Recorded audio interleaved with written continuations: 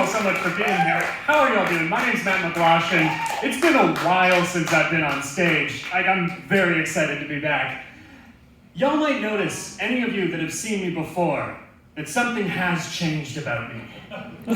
That's right, the chuckles. I've got new glasses. See, back around New Year's, I decided that I needed a new outlook on life, and, I can't afford therapy, but LensCrafters was having a sale. I'm just kidding. I'm 24. I can't afford store-bought glasses. I buy them online. Now, for those of you that are really observant, you'll notice that I am bald right now. I have no facial hair and no discernible eyebrows.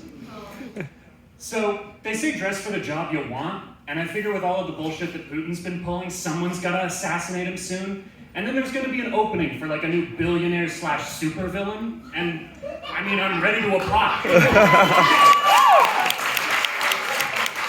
But for real, I guess I'll stop beating around the bush. The real reason that I'm bald tonight and for the next 6 to 8 months is because I have cancer. Takes the wind out of the room, doesn't it? Now, of course, Rob is bald tonight for a very different reason. He's here dressed as my missing testicle. I'm just kidding with y'all. I still have both of them. For now. Now, I'm still dressing up as a chemo patient. That's why the whole outfit. Let me take you through the look. Now, the reason I wear a tank top is because it helps with airflow, keeps things going. And you've got your arms open in case you need IVs or blood work done. And the sweatpants, they also serve a really good utility. They frame my dick really well. That, of course, is 100% just a confidence-boosting thing. Now, both pieces are extremely brightly colored because my loving girlfriend is the one that bought them for me while I was in the hospital. Give it up for Tori. And she refuses to let me wear anything that looks depressing. So let's jump into it. Cancer. That's always hard to hear, but it's much harder to have. So I really do hope you laugh at these. If you don't laugh at these jokes, it's not the worst thing to happen to me this year. But it's definitely still a bummer. Now that word cancer always lands like a big bag of cancer. It's never something you're prepared to hear. It always feels like something that's happening to someone else. It's never something happening to you. It's kind of like a weird twist in a TV show. You're sitting there watching Game of Thrones, and you're about halfway through a sex scene before you remember that it's incest. And at that point, you're already halfway through jacking off, so you have to commit. Because it turns out that Pornhub was right to recommend all that step-sibling content. Now, we all know cancer is bad, but I'm a silver linings kind of guy. I try to find the positives for my jokes. Let me tell you a few ways that cancer is good. Number 1, my girlfriend can no longer leave me. Think about it. People look at you different if you've broken up with someone with a life-threatening disease. Now, Rob mentioned I lived in a van. That was a very, very real fact for a long time. And recently, my girlfriend's house flooded, so her and I had moved in together in my van.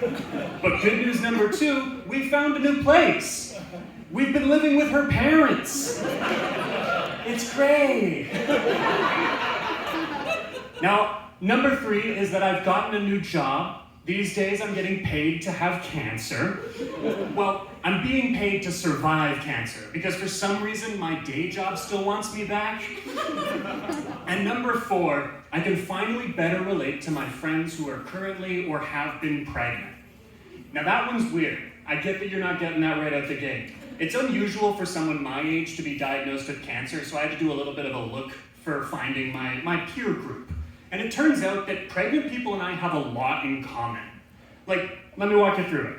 Okay, so we both have something growing inside of us. We both get weird mood swings and cravings at random hours of the day. And we both get told that half the things we're craving are unsafe for us to eat now. It doesn't stop there though. Because of my chemo, I've been having super bad tinnitus. And it's like a ringing in your ears for anyone that doesn't know. The other day, my girlfriend actually got a sympathy tinnitus attack. It's kind of like how some partners of parents-to-be will gain sympathy weight with their partner during the pregnancy. Another common thing that I have with pregnant people is that everyone keeps offering to get us stuff or do things for us. It's like every time I'm talking to someone, they're like, is there anything I can do to help? Sometimes I feel like a volunteer coordinator for UNICEF. Thank you for having a guilty conscience. I will add you to the roster. I thought that was everything, but in this last round of chemo, I ended up getting too much fluid and I had some swelling going on in my joints. So, swollen ankles, me and pregnant people, woohoo! Not everything is one-to-one though. Like, personally, I'm aggressively trying to abort my cancer. And I don't know any pregnant people who lose all of their hair, so it's not one-to-one. One of the things they don't tell you when you start doing chemo is that all of the hair doesn't fall out evenly. Like, for about a week, I had these weird, sad straggler hairs that just held on for far too long. But eventually, my partner's mother started describing it as mangy, and I knew I had to do something about it. I couldn't even argue at that point, because when you looked in the mirror, it looked like an Arctic forest. It was like, I can see through that. I know it's technically there, but there's not much happening. The hair loss didn't stop at my head though. Like shortly after my head hair went, my beard started going, and then my pubes started going. It's like, within a week, my beard looked like a middle schooler's. It was shameful. And within about a week and a half, my pubes began to resemble a desert. Just a dry and arid landscape dotted with tumbled pubes. When I finally did shave my head hair, I found these little curly tufts just around the house for days afterwards. It was kind of like I owned a goodle. Some of y'all aren't familiar. A goodle is a half ghost, half poodle mix. They're all the rage these days. They shed, they're hyperallergenic, and only after they shed does their hair become visible. They kind of give no love and only make chores. It was kind of like I owned a curly-haired cat. Now, since all this cancer malarkey had started, I've been trying to live a little bit healthier. For example, I used to smoke what doctors called a lot of weed. But recently I got a second opinion. I was chatting with my oncologist, and it turns out she doesn't think I smoke too much weed. Now that was a huge relief for me, because when I went into the hospital at first, and I was first getting diagnosed, they found the tumors in my lungs first, and that was very scary. The ER doctor came in, he sat down on the bed and was like, hey, have you ever been in contact with someone who's had tuberculosis? And I immediately began panicking because I was high at the time. And I thought that I had given myself weed-induced tuberculosis, completely forgetting the fact that neither Snoop Dogg nor Willie Nelson has weed-induced tuberculosis. These days, I definitely don't smoke too much weed because I'm only smoking it on special occasions, like tonight. Thank you. For me, living healthier has also meant going for a lot of walks. It's mostly because lifting weights with an IV in your arm is just both hazardous and yucky. I don't do regular walks though. I like to go for power walks. Power walks, they feel a little bit like regular walking, but they're more powerful. It kind of looks like regular walking, but it's kind of like you're also looking for just somewhere to shit, just like, oh shit, oh fuck man, we're not gonna make it this time. Now, of course, I'm never actually looking for a bathroom when I'm on my power walks, because 2 out of my 3 chemo drugs cause constipation. Speaking of chemo, when I was first starting out with chemo, I had no real concept for what that meant. I thought that chemo was just gonna be one drug, it was gonna be a giant pill, and I could swallow it at once. Turns out that chemo is a lot more like Baskin Robbins. There are 31 flavors, and you should not be getting all of them at the same time. The main difference between chemo and Baskin Robbins is chemo does not come in a waffle cone. Now it's almost into spring, I'm trying to live healthier, I'm doing the power walking thing, and while I've been out on these walks, I've been noticing a lot of birds. So many that it started to get me thinking, do all birds speak different languages? Like, are crows out here saying something that most sparrows just can't understand? And if that's true, surely some birds must be translators. Like, does one member of a starling's family fly out to bird night school and study really hard so that he can come home and translate for the rest of them when the seagulls start telling him things? Like, what do you think they're using to take their notes at bird night school? You think it's a MacBook? I gotta imagine it's a MacBook Air. And I also wonder, what does bird sign language look like?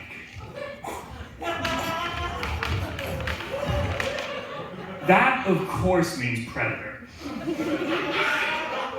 But enough about birds. Back to my cancer. When I found out my brother was one of the first people that I decided to call, I needed to tell someone and family felt appropriate. So I called him and I told him I'd been diagnosed with metastatic testicular cancer. You don't need to know what that means. It means it started in my balls and went elsewhere. It had spread to my lungs, abdomen, and brain. And there's no good way to react to that bombshell. But what I wasn't expecting was for my brother to reply, "You have balls in your lungs?" And I'm nothing if not a comedian, so I said, "Yes, and balls on my mind." Have you ever had to be the messenger of a lot of bad news? Why do we always ask people to sit down when we're giving them bad news? Like, how many people are still fainting because of bad news these days? Like, here, put down your iPad, loosen that corset. I gotta tell you something. And what do you do if you call someone and they say, "Yeah, I'm sitting, I'm driving right now"? How do you, backpedal out of that so that they're not in a situation where they're gonna immediately cause an accident?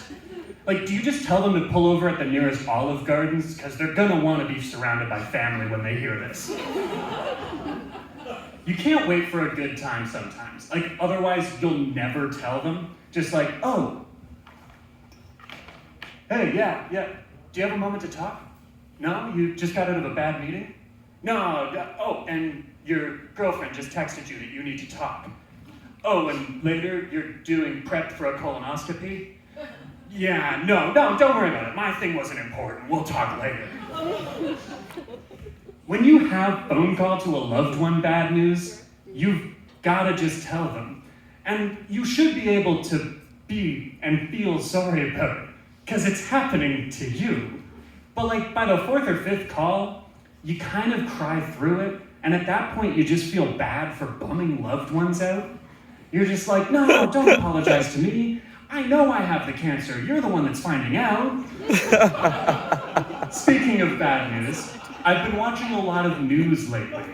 It started out as me trying to find things to make fun of and make jokes about, and lately it's been me bracing for World War III with all the bullshit that Putin's been pulling. While we're on that, I stand with Ukraine. Putin feels like everyone's crazy ex, like he's just giving so many reasons for this. He's just gaslighting everyone about why this invasion's happening. Thank you. That whole situation is really fucked up. There is barely anything funny about it. But there is one thing. The crazy ways that some people think we can get out of this war.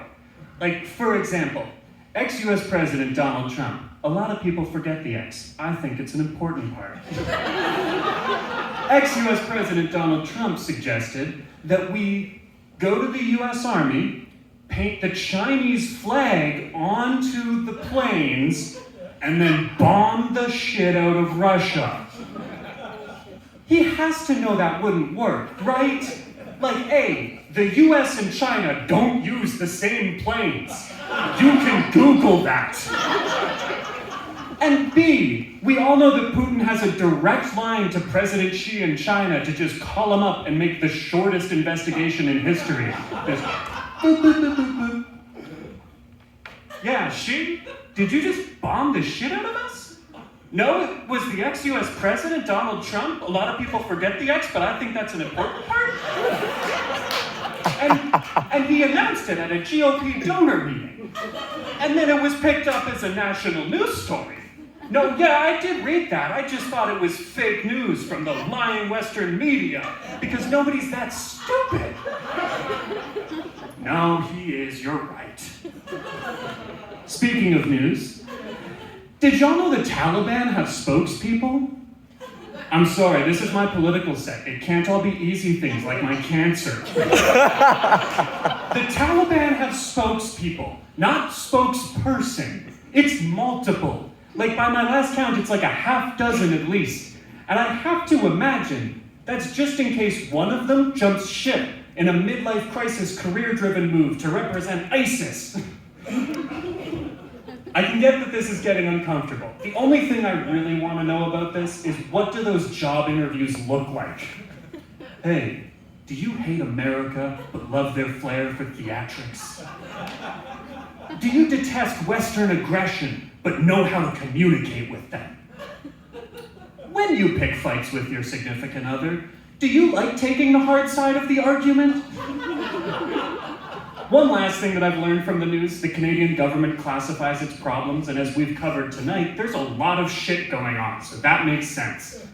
But governments don't always use the most reasonable or understandable metrics to measure things. Like, for example, one of the scales that Canada uses classifies its big problems. Climate change on that scale is a wicked problem. Yeah. That term comes from a 1973 article written by two researchers at UC Berkeley in California, which leads me to believe that these two guys were just walking around campus saying shit like, "Whoa, that doobie hit wicked hard, man. That's some grass, my man." And speaking of hitting hard, climate change recently got upgraded on that scale. It is now a super wicked problem. At this point, I think we need to update some of these terms. I'd like to propose my own word for climate change. I think at this point it should be classified as a clusterfuck. Speaking of clusterfucks, I dropped my phone in the toilet recently. Dropping your phone in the toilet is never good. And dropping your phone in the toilet after you've pissed in there is certainly worse. But let me tell you, dropping your phone in the toilet after you've pissed in there, and after you've just been told by a doctor that your piss is now a cytotoxic biohazard, is the worst way you can do that. For those of you who don't know, chemo makes you cytotoxic. Cytotoxic basically means toxic. And biohazard means bad for humans and phones. So how did it happen, you ask? Well, my loving girlfriend had lent me a pair of her short shorts because the hospital is boiling lava hot. And sometimes all you can do is wear less clothing. So I went to the bathroom wearing my short shorts like I usually do. And I was rocking it. And as I was getting ready to press the handle with my foot, like a man with all the confidence of man pockets, I forgot about my women's short shorts with all the holding power of women's pockets. Women, you already see where this is going. So there I was, craning my leg over the bowl, reaching for the handle with my foot, like a weird version of that painting of Adam and God. And right before I could hit it, plop, my phone drops into the toilet. Now, in that moment, you, as a phone owner, have to make a quick decision. You can either abandon the phone, or you gotta get it now. I knew I was in the act fast category because I had recently replaced my phone, and I was not prepared for unseen expenses. So I reached in, and I snatched it out with the hand that didn't have an IV in it, because safety first. And I began frantically just tearing that one-ply industrial paper towel from the dispensers, just trying to dry it as much as I possibly could. I rushed out, I called a nurse, and I asked for some of those disinfecting wipes, which thank God for COVID, for having those in everywhere I go now. I cleaned it off, and luckily within about 15 minutes, I knew my phone still worked. It was now cancer-free, and it would be immune to COVID for the next 90 days. Now, I think the most important thing that I've learned through all of this experience is that life moves fast. It can change at the drop of a hat, or the plop of a phone. I used to joke that I had a secret old man living inside of me. His name was Harold. He would live on 32nd Westmoreland Street for most of the year, but his winters were spent deep inside my appendix. Turns out that's what the appendix is for. Now, because of Harold, I would make weird old man noises like ooh and ah as I hopped onto beds or eased into sex. But on January 3rd, Harold woke us up at 4 a.m. so that I could go throw up some blood. And I realized that Harold was no longer a secret old man. I was Harold, and Harold had cancer. Because of Harold's shenanigans, I had to deposit my sperm in a sperm bank, which hopefully sounds as random to you as it did when it was proposed to me. But chemo can sometimes make you infertile, and that's something you never think about at 24. So the doctors did a little bit of convincing. They were like, hey, you should hold on to this in case you want it for anything later. You know, just anything. Like making a baby, or making some protein shakes. But good news, we got a ton of it. So much so that one night, late at night, my girlfriend rolled over in bed and looked at me and said, does it ever make you feel weird that somewhere in Halifax there's a storage facility with 19 straws full of your pee-pee tears? And I'm nothing if not a comedian. So I responded, I feel like Mark's Work Warehouse is a very different store from Matt's Cum Warehouse. I've been Matt McGlashan. My cum's in storage. You've all been fantastic. Thank you so much.